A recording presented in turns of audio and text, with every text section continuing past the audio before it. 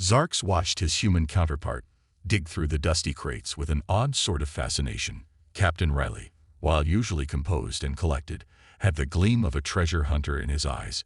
It was the same wide-eyed wonder Zar had witnessed in human children when they discovered a long-lost playground. "What exactly do you think you're going to find in there, Riley?" Zarks asked, his translator implant converting his vocalizations into crisp English. Riley pulled a bulky metal device from the back of the crate and held it up for inspection. "Who knows," he grinned, "but with all this old tech your people left on this outpost, there's bound to be something incredible. You wouldn't believe the stuff we find in your refuge bins." Zarks bristled slightly. To have their technological cast-offs admired felt strangely insulting. He'd long learned to navigate the often bewildering world of human emotions, but this one eluded him. "I assure you, Riley, there's nothing remarkable in these crates," he said. "Outdated energy regulators, inefficient communication arrays. These are relics we phased out for superior models centuries ago." Riley chuckled and ran a hand over the device. "Vintage gold, my friend. Trust me." Zarks could only offer a skeptical tilt of his head.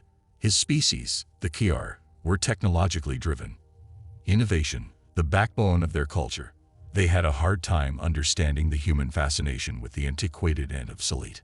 To the Kiar, the only worthwhile pursuit was the bleeding edge, the newest advancement.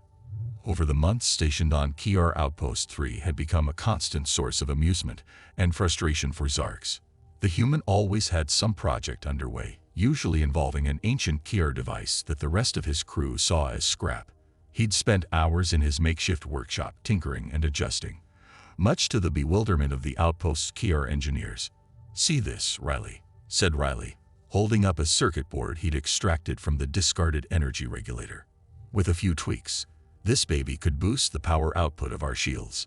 Zarks tried to find polite words for highly improbable.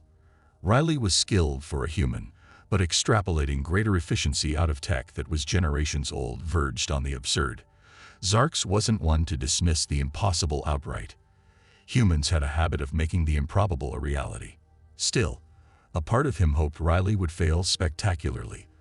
A bit of friendly rivalry in the otherwise peaceful humdrum of outpost life. Riley spent the next few days holed up in his workshop. Zarks caught glimpses through the open door, schematics scrawled across boards, the pungent smell of soldering, and Riley humming old rock and roll tunes under his breath. Zark sometimes wondered if the human's strange musical inclinations were somehow related to their inexplicable technological creativity. One morning, Riley emerged from his workshop, dust smudges on his face that couldn't hide his triumphant grin. He gestured grandly towards the outpost's training field. "Behold, Zar," he proclaimed. "Vintage alien tech meets human ingenuity." Zarks followed Riley outside, along with a few curious members of the Kiar crew. In the center of the field stood an archaic Kiar combat simulator, the kind they hadn't used in decades. But Riley had done something to it. Wires snaked from its metallic form, connecting to power sources, and a jury-rigged control panel was propped up on a nearby crate. "Let me introduce you to Sparky," Riley said with mock formality, "our very own upgraded Kiar combat training module. And trust me, Sparky ain't the slow-moving target practice your ancestors remember." One of the younger Kiar, Lexa, stepped forward, her curiosity outweighing her skepticism.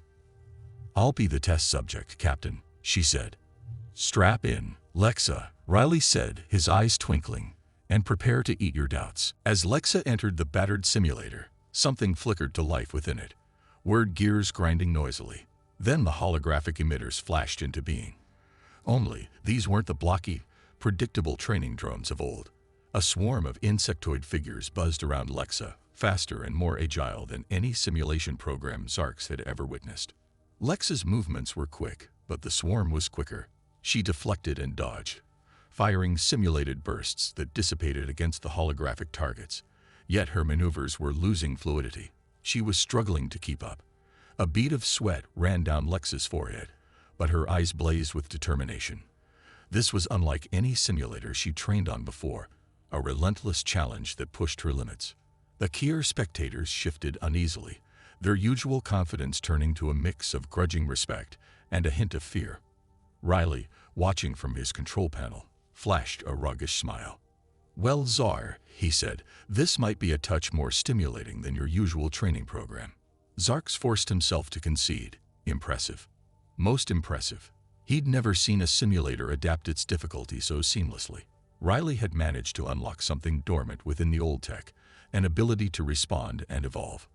As Lexa faltered, overwhelmed by the swarm, an odd thing happened. The simulation didn't stop, but the aggression dialed back. The targets became slightly less chaotic, giving Lexa space to adjust and strategize. A new rhythm emerged, a back and forth. Lexa pushing herself until she stumbled, then the simulation allowing her a crucial moment to breathe. It wasn't easing the challenge. It was shaping it, forcing her to adapt, to improve with each stumble. When she finally staggered out of the simulator, she was exhausted but exhilarated. "That was the best training session of my life," she gasped. "How did you do that?" Riley's smug grin widened. "Like I said, vintage alien tech, baby. Your ancestors made some resilient programs. I just figured out how to give them a little kick in the circuits." In that moment, Zarks felt a wave of understanding wash over him. The Kier, in their endless pursuit of the next best thing, had forgotten something fundamental. While innovation fueled their progress, there was an inherent power in old technology, its simplicity, its enduring design, and yes, even its limitations. Humans, it seemed, saw those limitations not as dead ends, but as opportunities. It wasn't the sleek perfection of cutting-edge tech that fascinated them. It was the raw potential hidden in the forgotten and the underestimated. Word of Sparky spread through the outpost. Kier crew lined up to test their mettle against Riley's antique menace. The laughter and skepticism gave way to surprise, then respect, and finally to a grudging excitement. Riley had given them something that they didn't even know they wanted. A challenge that couldn't be predicted, a simulation that refused to let them stagnate. But Riley wasn't content to stop there. He started tinkering with old communication arrays, boosting their range with jury-rigged antennae. He rewired energy regulators, squeezing extra power from systems designed for far less. The Kier engineers grumbled but were secretly fascinated. His methods were unorthodox, sometimes downright messy, but they yielded results that couldn't be ignored. One evening, Zarks found himself in Riley's workshop, surrounded by a delightful chaos of disassembled machinery and half-finished schematics. "You know, Riley," said Riley, not looking up from his soldering project, "you guys are brilliant, but you get a little caught up in the new, the fancy. Sometimes," he gestured around the workshop, "sometimes you got to look back to move forward." Zarks nodded slowly.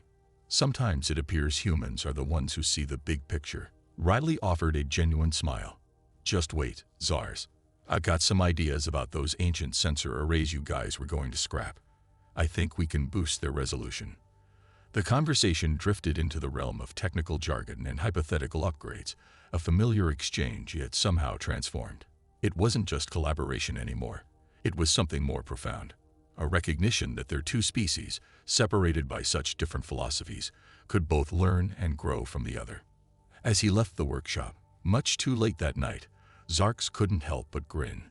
The humans, with their odd love for outdated and discarded things, had opened up possibilities he hadn't imagined. After all, sometimes the greatest leaps forward lay hidden in the dusty corners of the past.